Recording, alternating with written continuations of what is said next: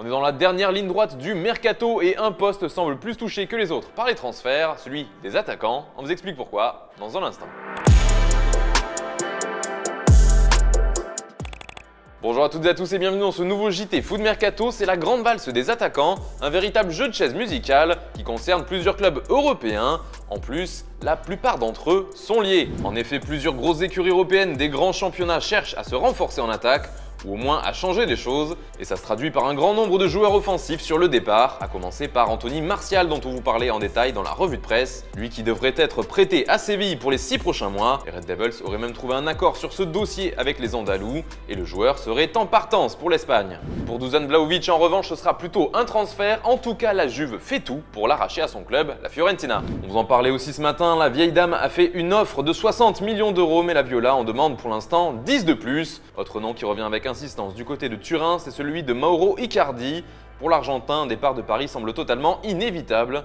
Cela pourrait se faire en cas d'échec du dossier Vlahovic. Et si dans le même temps, Alvaro Morata venait à quitter la Juve, ce dernier est attendu au FC Barcelone, plusieurs possibilités ont été évoquées pour sa venue, dont un échange avec Memphis Depay, qui est pourtant arrivé cet été. D'autres attaquants ont été annoncés dans le viseur du Barça, Timo Werner, Edinson Cavani ou encore un certain Pierre-Emerick Aubameyang. Ce dernier est plus que jamais poussé vers la sortie par Arsenal. Les Gunners veulent s'en séparer et il n'y a pas que le club catalan sur Aubame. Le PSG, la Juve, l'AC Milan, Séville et même l'OM seraient venus au renseignement. D'ailleurs, en parlant de Marseille, ça pourrait bien bouger en attaque pour Arkadiusz Milik. Car la Fiorentina aimerait son profil et pourrait se jeter dessus si Vlahovic faisait ses valises. Et de son côté, l'OM et Jorge Sampaoli aimeraient faire venir un certain Gerard Deulofeu qui reste sur un début de saison plutôt réussi à l'Udinese. Voilà pour ce petit tour des attaquants et ça nous amène à la question du jour. Lequel d'entre eux aimeriez-vous voir dans votre club de cœur? Comme d'habitude, vous nous donnez votre avis dans les commentaires, on en reparlera demain. D'ailleurs, hier, on vous demandait comment le Barça pouvait se sortir de la crise, et pour beaucoup, une des solutions pourrait être de vendre, et notamment Ousmane Dembélé, qui a encore une certaine valeur marchande. En France, l'OM et l'OL sont en pleine bataille pour un même défenseur. Il s'agit de Samuel Gigot du Spartak Moscou. Les deux Olympiques ont jeté leur dévolu sur lui, qui sera libre de tout contrat cet été. Il pourrait donc venir pour 0 € au mois de juin. Pour l'instant, ce sont les Phocéens qui auraient l'avantage, puisqu'ils auraient trouvé un accord avec le joueur.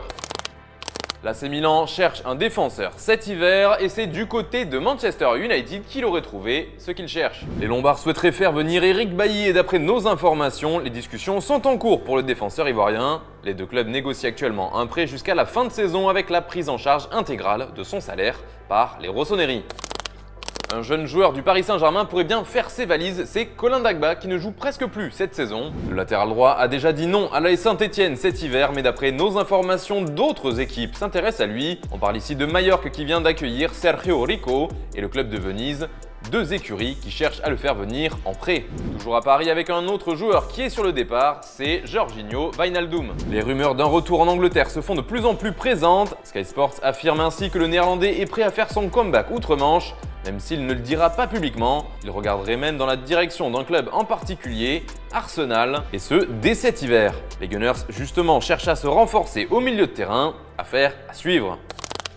Et puis c'est officiel, depuis hier soir, Jérémy Boga est un joueur de l'Atalanta. La DA a déboursé environ 22 millions d'euros pour s'offrir ses services. Boga portera le numéro 10 pour l'équipe de Bergame. Voilà, c'est tout pour aujourd'hui. Merci de nous avoir suivis. On se retrouve dès demain pour un nouveau JT. Quant à moi, je vous souhaite une excellente soirée.